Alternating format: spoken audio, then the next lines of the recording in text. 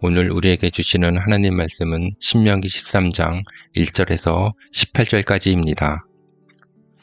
너희 중에 선지자나 꿈꾸는 자가 일어나서 이적과 기사를 내게 보이고 그가 내게 말한 그 이적과 기사가 이루어지고 너희가 알지 못하던 다른 신들을 우리가 따라 섬기자고 말할지라도 너는 그 선지자나 꿈꾸는 자의 말을 청종하지 말라. 이는 너희의 하느님 여호와께서 너희가 마음을 다하고 뜻을 다하여 너희의 하느님 여호와를 사랑하는 여부를 알려하사 너희를 시험하심이니라. 너희는 너희 하느님 여호와를 따르며 그를 경외하며 그의 명령을 지키며 그의 목소리를 청종하며 그를 섬기며 그를 의지하며 그런 선지자나 꿈꾸는 자는 죽이라. 이는 그가 너희에게 너희를 애굽 땅에서 인도하여 내시며 종되었던 집에서 속량하신 너희의 하느님 여호와를 배반하게 하려 하며 너희 하느님 여호와께서 내게 행하라 명령하신 도에서 너를 깨어내려고 말하였음이라. 너는 이같이 하여 너희 중에서 악을 제할지니라. 내 어머니의 아들 곧 내 형제나 내 자녀나 내 품의 아내나 너와 생명을 함께하는 친구가 가만히 너를 깨어 이르기를 너와 내 조상들이 알지 못하던 다른 신들 곧 내 사방을 둘러싸고 있는 민족 혹 내게서 가깝든지 내게서 멀든지 땅 이 끝에서 저 끝까지에 있는 민족의 신들을 우리가 가서 섬기자 할지라도 너는 그를 따르지 말며 듣지 말며 궁일이 여기지 말며 애석히 여기지 말며 덮어 숨기지 말고 너는 용서 없이 그를 죽이되 죽일 때 내가 먼저 그에게 손을 대고 후에 뭇 백성이 손을 대라. 그는 애굽 땅 종되었던 집에서 너를 인도하여 내신 내 하나님 여호와에게서 너를 깨어 떠나게 하려 한 자이니 너는 돌로 쳐 죽이라. 그리하면 온 이스라엘이 듣고 두려워하여 이 같은 악을 다시는 너희 중에서 행하지 못하리라.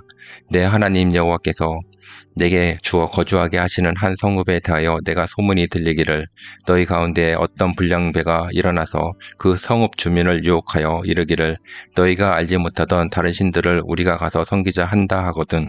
너는 자세히 묻고 살펴보아서 이런 가증한 일이 너희 가운데 있다는 것이 확실한 사실로 드러나면 너는 마땅히 그 성읍 주민을 칼날로 죽이고 그 성읍과 그 가운데에 거주하는 모든 것과 그 가축을 칼날로 진멸하고 또 그 속에서 빼앗아 차지한 물건을 다 거리에 모아놓고 그 성읍과 그 타침을 전부를 불살라 내 하나님 여호와께 드릴지니 그 성읍은 영구히 폐허가 되어 다시는 건축되지 아니할 것이라.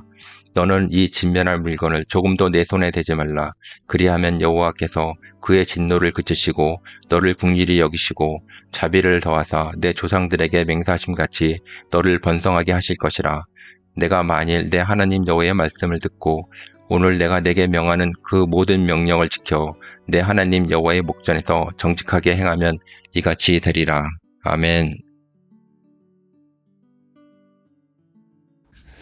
구약 성경을 읽어보신 분이라면 우상 숭배에 대해서 굉장히 많이 강조되어 있다는 것을 보게 됩니다. 그럼에도 불구하고 그 사실이 우리에게는 그리 실감이 나지 않습니다. 왜냐하면 우리는 스스로 우상 숭배의 유혹을 그리 크게 받고 있지 않다고 생각하기 때문입니다. 그다지 큰 부담을 느끼지 않습니다. 실제로도 우리 서문교회 교인 중에 몇 년 후에라도 다른 종교를 믿게 될 사람은 거의 없을 것입니다. 그러나 정말 우리가 우상 숭배의 문제 앞에 자유로울 수 있을까요? 오늘 본문은 명확합니다.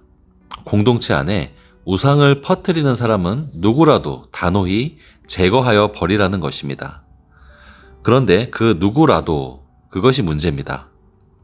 신명기 13장은 이 명확한 말씀 앞에 예외가 없다는 것을 강조하기 위해서 세 차례 반복해 점점 더 극단적인 상황을 예로 듭니다. 이제부터 그 세 종류의 대상들 기억해 보시기 바랍니다. 첫 번째 단락은 1절부터 5절까지인데 첫 번째 예로 드는 것은 선지자입니다. 선지자가 누굴까요? 하나님의 말씀을 직접 듣는 그런 신적인 은사를 받은 사람입니다. 그런 사람이 실제로 이적도 보이고 기사도 보이면서 다른 신을 섬기자고 유혹합니다. 그럴 때 일반 백성이 그 말을 거부하기가 쉬울까요? 결코 쉽지 않습니다. 그런 경우라도 그 선지자를 단호히 죽이라고 말씀하시는 것입니다. 이 말씀 실천하는 것 참 어렵습니다. 심지어 기적까지 일으키는 선지자의 경우 영적인 압도감이 있을 것입니다. 대개의 경우는 이렇게 생각하겠죠. 저 선지자는 기도도 많이 하시고 율법도 잘 알고 기적도 일으키잖아. 저분 말이 맞을 거야. 라며 설득력이 생기게 됩니다. 그러나 중요한 것은 그 사람의 능력 여부가 아닙니다. 관건은 그 사람의 메시지가 하나님께 이끄느냐 다른 것으로 이끄느냐입니다. 그 다음 단락 2단계입니다. 6절부터 11절까지는 한 발 더 나아갑니다. 훨씬 더 어려운 상황을 전제하죠. 그 우상 숭배자가 가장 사랑하는 사람일 때의 상황을 전제하는 것입니다. 그럴 때라도 동일하게 죽이라고 말씀합니다. 우리에게 가장 가까운 사이 누굴까요? 형제, 자녀, 배우자, 친구들. 6절에 보니까 그토록 인간적으로 사랑하고 아끼는 가족이라 할지라도 동일하게 우상숭배를 권하는 그런 역할을 한다면 8절에 그를 불쌍히 여기지도 말고 9절에 용서 없이 죽이라 이렇게 말을 하고 있습니다. 게다가 그를 그냥 고발하는 정도가 아니라 직접 나서서 먼저 돌로 처음을 집행하라 라는 것입니다. 사랑하는 가족입니다. 우리 일반 정서를 훨씬 뛰어넘죠. 참 쉽지 않습니다. 마지막 단락은 12절부터 18절인데 이 부분이 가장 극적인 예라고 할 수가 있습니다. 한 성 안에 질이 나쁜 사람이 들어와서 우상 숭배를 권하죠. 불량배라고 13절에 되어 있습니다. 그렇다면 그 성한 사람들은 그 불량배를 즉시 잡아서 처단해야 합니다. 그런데 그 동네가 그 일을 바로 실행하지 않고 방치해 두었을 때, 그때 이스라엘 나머지 족속들이 그 성 안에 들어가서 그 성 전체 주민과 가축까지 싹 다 진멸하라는 말씀입니다. 앞에 두 가지 예는 잘못한 당사자만을 처단하는 것이었습니다. 그러나 마지막 경우는 그 성 안에 있던 사람, 죄의 책임이 없었던 아이와 노인까지 싹 다 진멸하라는 다소 무리한 말씀처럼 들리는 그 말을 하시는 것입니다. 그런데 같은 상황은 아니지만 실제로 이런 일이 구약에 일어납니다. 여호수아서입니다. 이스라엘이 여리고를 함락하고 나서 그 성의 물건을 개인이 가지지 못하도록 하셨죠. 그때 아간이라는 사람이 탐욕이 일어나서 물건을 개인이 가지게 됩니다. 그런데 그 잘못으로 인해서 아간도 죽음을 당하지만 아간의 가족들까지 함께 죽게 됩니다. 이런 하나님의 조치 어떻게 느껴지십니까? 너무 가혹하게 느껴지시지 않습니까? 여러분, 가혹한 것이 맞습니다. 율법은 하나님의 마음, 하나님의 기준을 가감없이 보여줍니다. 왜냐하면 이 죄라는 것은 누룩과 같기 때문입니다. 우리에게 익숙한 예로 좀 바꿔보면 곰팡이와 같습니다. 우리가 음식에 푸른색 곰팡이가 생기도록 그냥 둬버리면 그 부분만 나중에 떼어내는 게 아니라 음식 전체를 다 버릴 수밖에 없게 됩니다. 죄는 이처럼 금방 퍼지며 모두를 멸망시키는 속성을 가집니다. 이것을 아시는 하나님께서는 공동체의 건강성을 유지하기 위해서 가혹할 만큼 높은 기준을 제시하시는 것입니다. 그런데 우리가 한 가지 더 기억해야 할 것은 하나님께서 그렇다면 그 가혹한 조치를 실제로 누구에게 내리셨는가입니다. 하나님께서는 그 가혹하리만큼 높은 기준의 진노를 단 한 사람, 예수 그리스도에게 다 퍼부으셨습니다. 우리는 신명기 13장에서 세 종류의 대상을 보았죠. 첫 번째 선지자, 두 번째는 사랑하는 가족, 그리고 세 번째로 성읍 안에 무죄한 사람들까지였습니다. 그러나 그 말씀은 예수께 그대로 성취됩니다.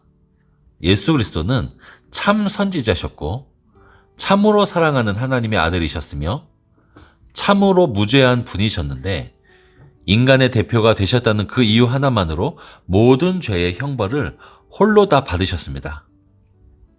구약에서 우리가 자주 보게 되는 그 가혹한 기준들, 우리에게가 아니라 예수님께 다 부어졌습니다. 그렇기 때문에 우리는 예수님께 이미 성취된 이 말씀을 보면서 두려워할 것이 아니라 하나님의 마음을 이해하고 우리의 할 일을 찾아야 합니다. 여러분, 우상숭배가 뭡니까? 하나님이 아닌 것을 하나님 자리에 놓는 것입니다.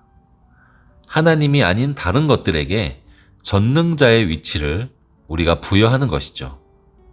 그런 면에서 현대의 우상은 돈, 성공, 행복, 쾌락 이런 것들입니다. 그렇다면 현대인들이 얼마나 많이 우상에 빠져 있습니까? 그런데 생각해 보십시오. 하나님은 우상을 퍼뜨리는 사람을 철저히 진멸하기까지 미워하셨습니다. 그렇다면 반대로 우상을 섬기고 있는 그 사람을 우리가 하나님 앞으로 돌이키게 한다면 그것은 얼마나 하나님을 기쁘시게 하는 일이겠습니까? 사랑하는 가족이라도 멸하라고 하신 하나님께서 만약에 우리가 사랑하는 가족을 하나님께 돌이키게 한다면 얼마나 기뻐하실까요? 한 성읍이라도 전체를 멸하라고 하신 하나님께서 우리를 통해서 자기가 우상 숭배자인지도 모르고 살던 그 영혼이 돌이키게 된다면 우리에게 얼마나 큰 상급을 내려주시겠습니까? 사랑하는 여러분, 우리는 더 이상 진노를 받을 대상이 아닙니다. 우리의 진노는 예수님께서 다 받으셨습니다. 이제부터 우리는 오히려 나아가서 진노를 받을 수밖에 없는 그들에게 나아가야 합니다. 그 일을 해야 합니다. 우상에 빠져 참된 신을 모르고 사는 이들에게 우리의 말과 우리의 삶을 통해서 참된 신이 여기 있다. 온 세상의 주권자가 여기 계시다. 그렇게 선포해야 합니다. 그렇게 우리가 하나님의 나라와 의를 위하여 삶을 살 때 모든 것을 더하시는 하나님께서 큰 복을 내리실 것입니다. 그런 복된 삶 사시는 여러분들 되시기를 주님의 이름으로 축복합니다.